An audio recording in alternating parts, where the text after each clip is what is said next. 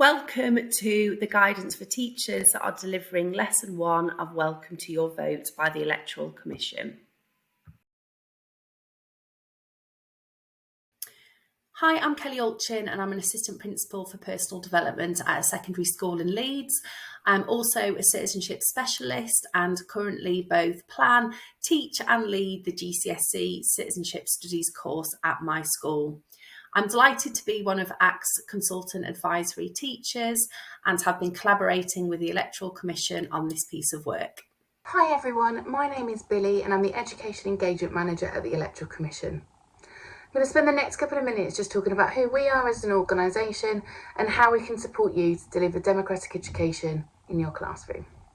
The Electoral Commission is an independent and impartial organisation which oversees elections in the UK.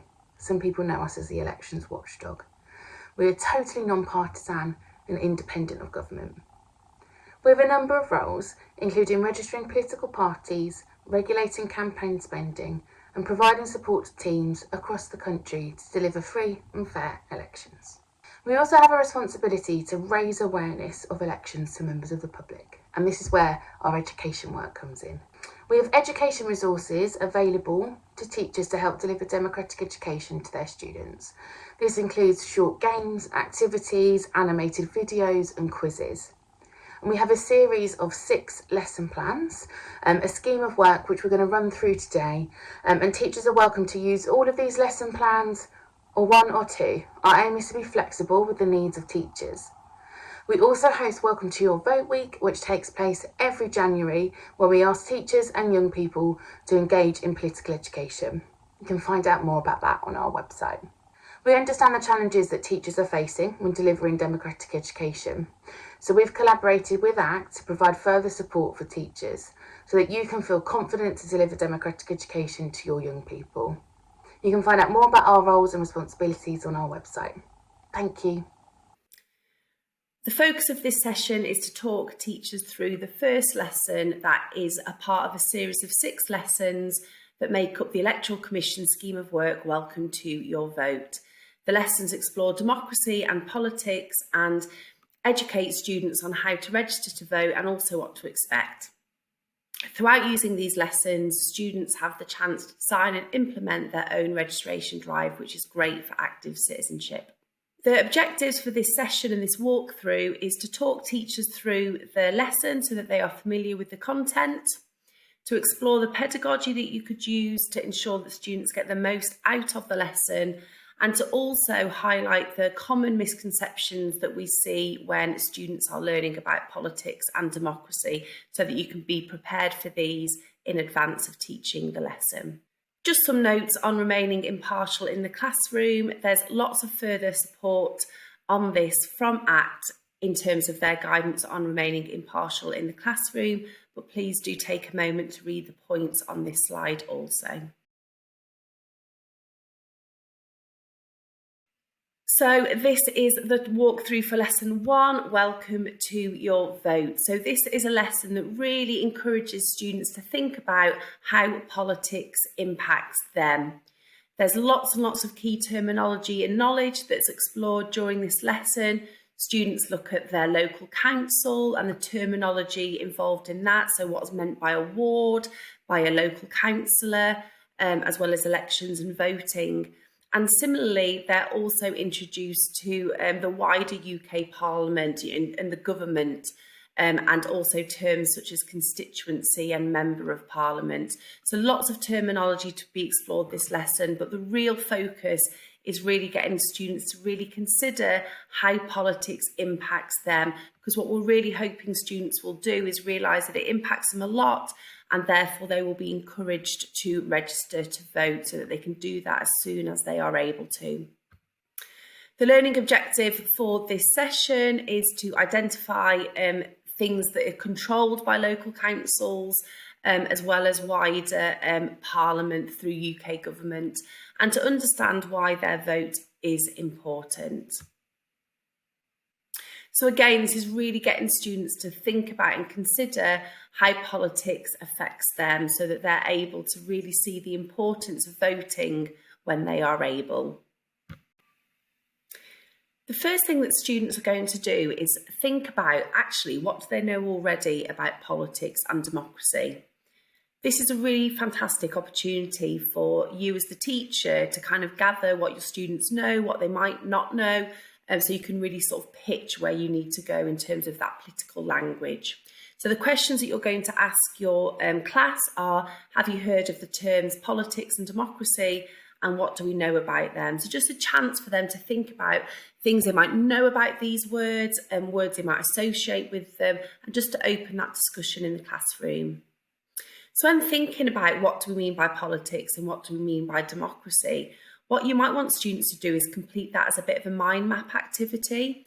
You might also want to consider or playing the video from slide 5 earlier in the lesson at this point if you think that your students are maybe lacking that confidence and need a little bit of extra support at this point in the lesson.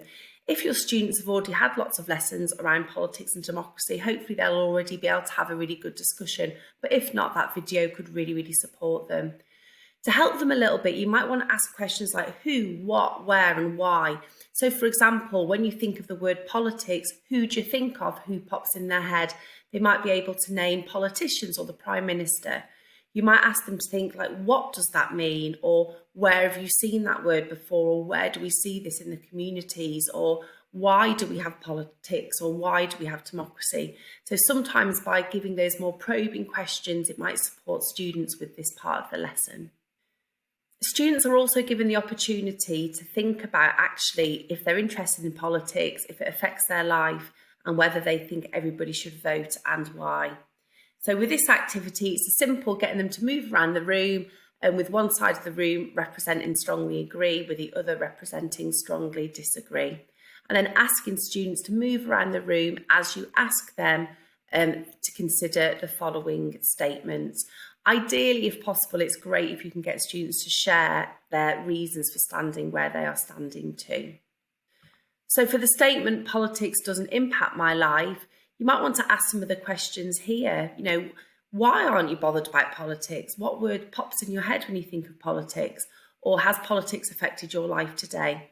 By asking those supplementary questions, you might get students to really consider why they have stood where they've stood, and perhaps even encourage them to change where they have stood. This activity encourages students to really think about how politics impacts their everyday life. For this activity, students are going to write down a timeline of their typical day. So for example, you know, waking up, having breakfast, travelling to school, things like that. You might want to encourage them to do a weekday and a weekend day just to get a bit of variety there perhaps as well. What you're then going to encourage students to do is try and think about any aspects of their day that have been impacted by politics. Again, depending on the levels of your students, if they are somebody that has already had quite a few lessons on politics, they might already understand certain laws and policies that impact their day-to-day life. If they're coming to this relatively new and they haven't had much of that content delivery, then they might need extra support from you. As you can see on the slide here, there's already some examples that have been given about things that students will do all of the time that are impacted by politics. And there are further support materials available to you within the lesson plan if you need them. What you might want to do is consider creating the timeline first before showing the slide, because as you can see, the slide already gives prompts about ways in which their day-to-day life is affected by politics. You might want them to not even be considering this at all and just getting them to think about their day initially before giving them any further information. You then might want to provide them with a bank of examples like before that have been provided on the slide to support this activity, again, which I've said could be found within the lesson plan materials. Another way of delivering this aspect of the lesson, if you think this might suit your students better, is actually for you as the teacher to read out policies and laws and ask students to raise their hand or discuss in groups whether they think this impacts any of their day-to-day activities. So for example, as a teacher, you could read out some age restriction laws, especially to do with things like video gaming, and ask students whether that has impacted them. You could also read out laws and policies to do with education, university exams, that type of thing, and get them to kind of talk about and consider how that impacts their day-to-day life. Again, this is all going back to that first thing that we talked about at the beginning of the walkthrough about ensuring that students really can see how democracy and politics affect their day-to-day life. This part of the lesson encourages students to watch and think about a video. Again, I referenced this video earlier in the walkthrough as it gives really fantastic, simple to follow information about democracy and politics linking to the learning objectives. So again, you might want to consider playing this video more than once or at different points in the lesson to support students with their learning. I always advise when showing a video to students to really sort of consider their cognitive overload. So I would definitely recommend that the first time that you play the video, you just let students listen, tell them to put all pens down and just really concentrate on what they are listening to during the video. Then I would play the video a second time, and this time actually encourage them to make notes. Depending on how skilled your students are at note taking, they might be able to do this with no prompts whatsoever. However, you might want to use the resources provided within the lesson plan to prompt them and give them guidance as to what they should be listening out for and where they should be making notes. So, for example, making notes about the local council and the role of the counsellor, for example. This will just help students to focus their listening and consider where and when they need to be making notes. This is some of the vocabulary that students will be introduced to during this lesson. This is provided within the lesson plan, and it's a really great glossary for students to be able to refer to really develop their political literacy. There is lots and lots of new vocabulary here for students. So it's really important that students are given the opportunity to spend time really looking at and using this vocabulary, getting used to using it in a sentence and considering how they can use that to improve their citizenship learning. Some of the ways that you might want students to be more active with the acquisition of new vocabulary is to get them to actually do something with it. So rather than just reading the glossary as it is, actually getting them to actively think about these words and these terms.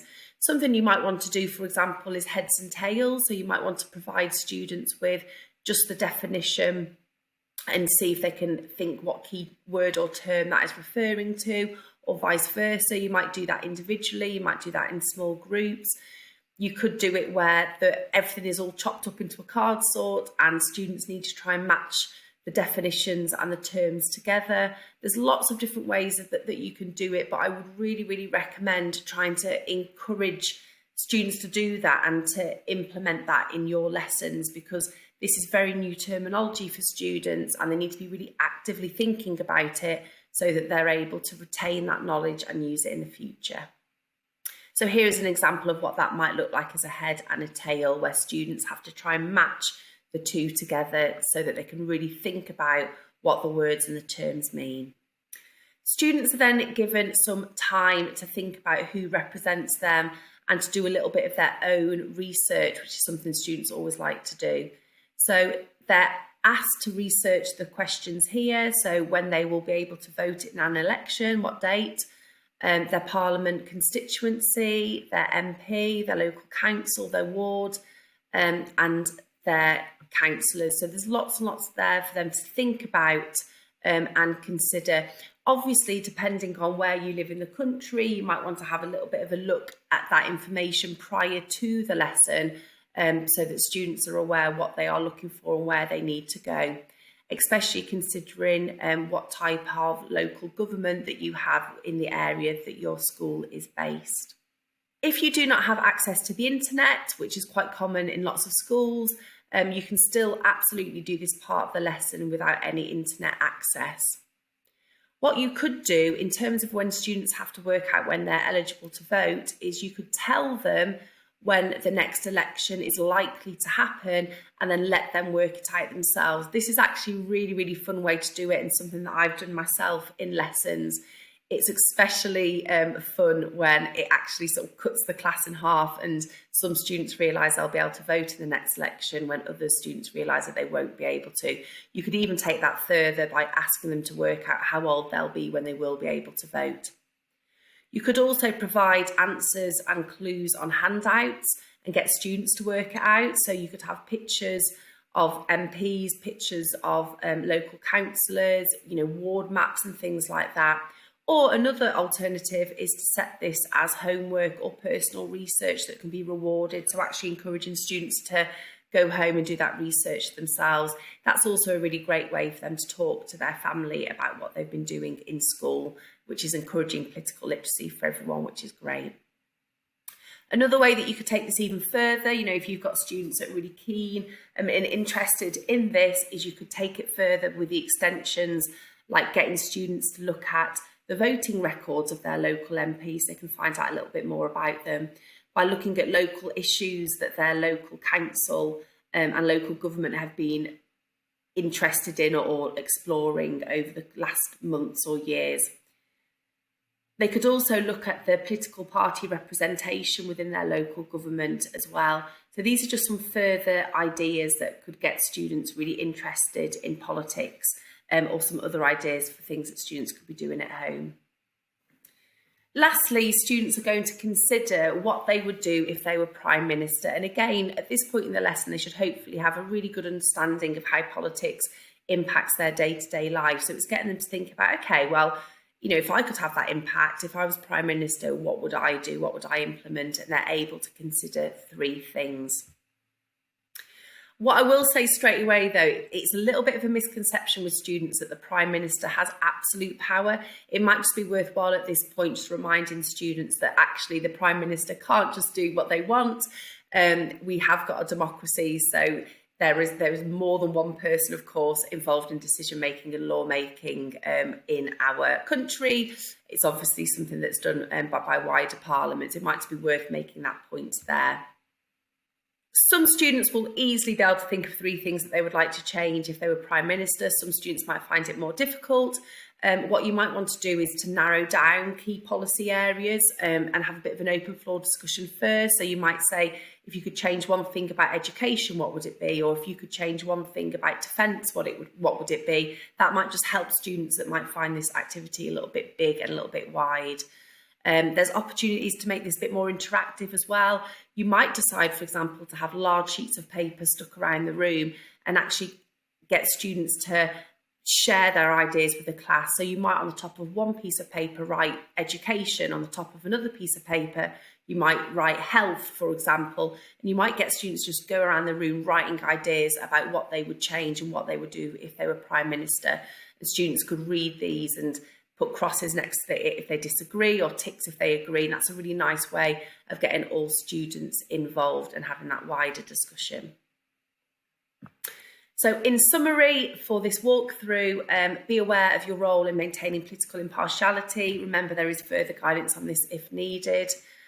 Remember that democracy relates to being able to take part in the government of your country, including through free and fair elections. So with that word democracy is coming up with your students, absolutely it involves being able to vote in free and fair elections, but it also involves being able to take part in the government of your own country and voice your opinion.